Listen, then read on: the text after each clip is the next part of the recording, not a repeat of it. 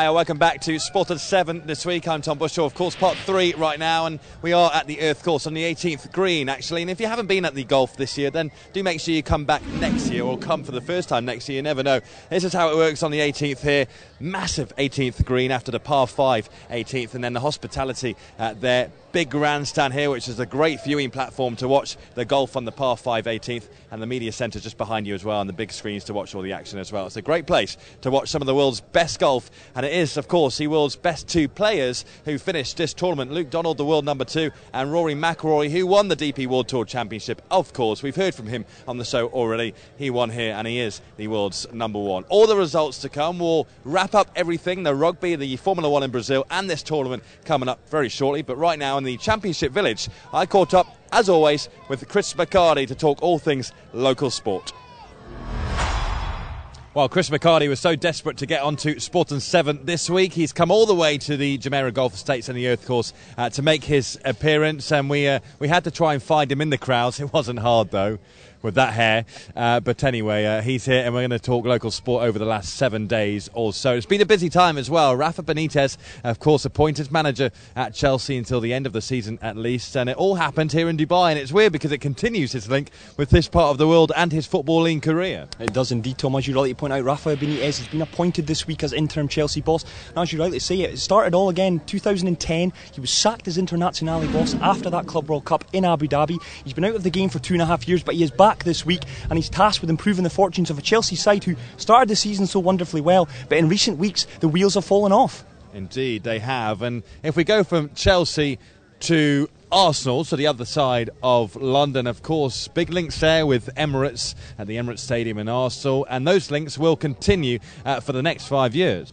Well, yes, as you say, Tom, Emirates continuing their sponsorship both of the shirt and the stadium for the next 5 years until 2017, and that really continues what has been a real fruitful relationship between the two. And I expect, it's a story we've been keeping a close eye on at Sport 360, expect in the coming weeks as well Emirates Airlines to join Real Madrid, expecting an announcement there, a £25 million deal to become their shirt sponsors from 2014, taking of course over from Bwin, who have been at the Real Madrid for the past 5 years. And from the white of Real Madrid to the white of Leeds United, not quite as glamorous. Well, some people would disagree, but big news for them in the last 7 days as well. And once again, a Middle East link for an English football team. It is indeed, Tom. It's a story we've been discussing on this show a couple of weeks ago. Leeds United, there have been many talks and negotiations over the past 6 months with GFH Capital, which is a Dubai-based firm, obviously. Finally, the news this week that deal has been done. Expect the full takeover to take place on December 21st, but really good news for Leeds United. The new owners, of course, who are Dubai-based,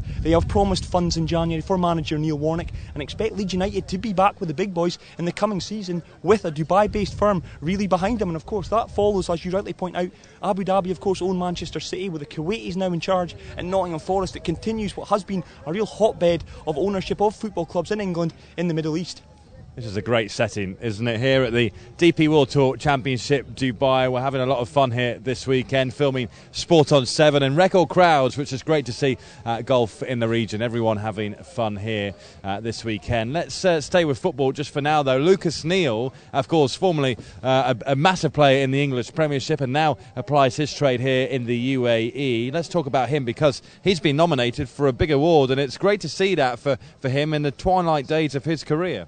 Well, it has, Tom. It's been an absolutely great weekend for Lucas Neal on a personal basis. He, of course, one of 5 names on the shortlist for the 2012 AFC Player of the Year award, and he admitted to me earlier this week, as I say, very shocked and surprised, but also very proud and very humbled for this nomination. And of course, it really is vindication, as he put it as well, of his move to the Middle East. A lot of pundits down in his native Australia criticising the move, calling Lucas Neal a mercenary for coming out to this region, but he's justified. He's been proving himself that coming here has been a good thing for his career. He's obviously spoken in the past about keeping his football going for the 2014 World Cup, and as I say, this has really been justification for this move to the UAE. And fingers crossed, end of this month, November 29 in Kuala Lumpur, Lucas Neal flying the flag for the UAE. Let's fingers crossed, and hopefully he goes out there and wins the award.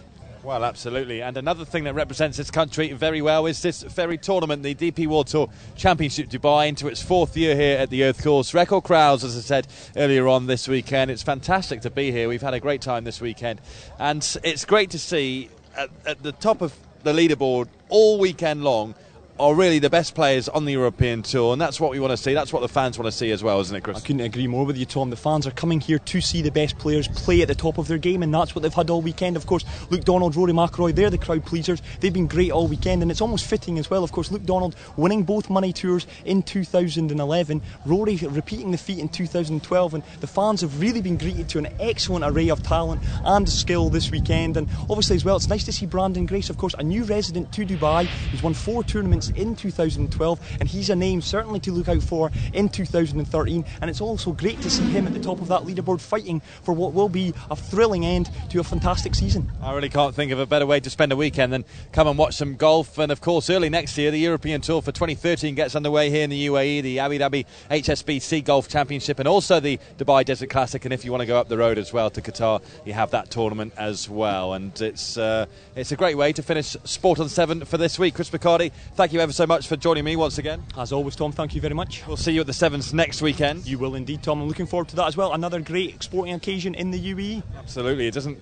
There's not a lot of room for rest at the moment, but it's fantastic, isn't it? All the way until Christmas and then the New Year as well.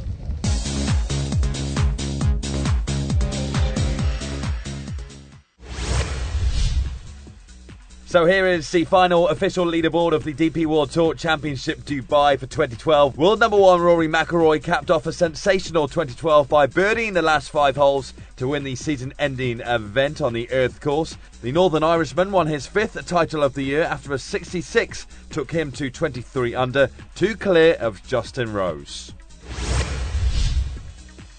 Busy weekend of rugby action. The autumn internationals have been going on, of course, and England at Twickenham lost out to South Africa 15-16. France 12-14 against Samoa. Ireland got the best of Argentina. Italy just narrowly lost to Australia, and Scotland weren't good enough against Tonga. Wales at home lost heavily to New Zealand. And for the final race of the 2012 Formula 1 season in Brazil, of course, Red Bull's Sebastian Vettel won a 3rd consecutive World Drivers' title by 3 points in the Brazilian Grand Prix. In an incident-packed, rain-affected race, Vettel fought back to finish in 6th place after dropping to last on lap 1 following a collision. His rival Fernando Alonso of Ferrari finished 2nd, meaning he needed Vettel to be lower than 7th to win the title. So there it is, confirmation of the 2012 World Standings. Sebastian Vettel wins by 3 points.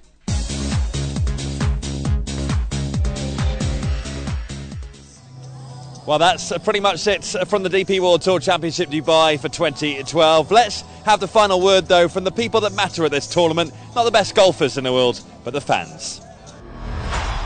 I think it was brilliant. I followed him, marshalled for him 5 years ago when he was an amateur, just before he turned a pro. And I was so excited because I walked around with his dad around the course and chatted away all the way around. And he was just an amateur at those days. So for me, I'm very proud of him. I've got Irish background, grandma's Irish, so yeah, very proud of him. Absolutely fabulous. We came all the way from Ireland to support Rory. Absolutely brilliant. I don't think anyone had a bad time here at Jumeirah Golf Estates this weekend. It really has been a great few days. And it is just the beginning for us for golf in the UAE. It may be the end of the European Tour 2012, but the 2013 season gets underway in the capital in Abu Dhabi in January, and then shortly afterwards we're back in Dubai for the Desert Classic. But here, today, this weekend, that scoreboard says it all really, doesn't it? Rory McIlroy is number 1, despite a very good day today for Justin Rose. I'm Tom Bushell, from all of us on Sport on 7. Goodbye.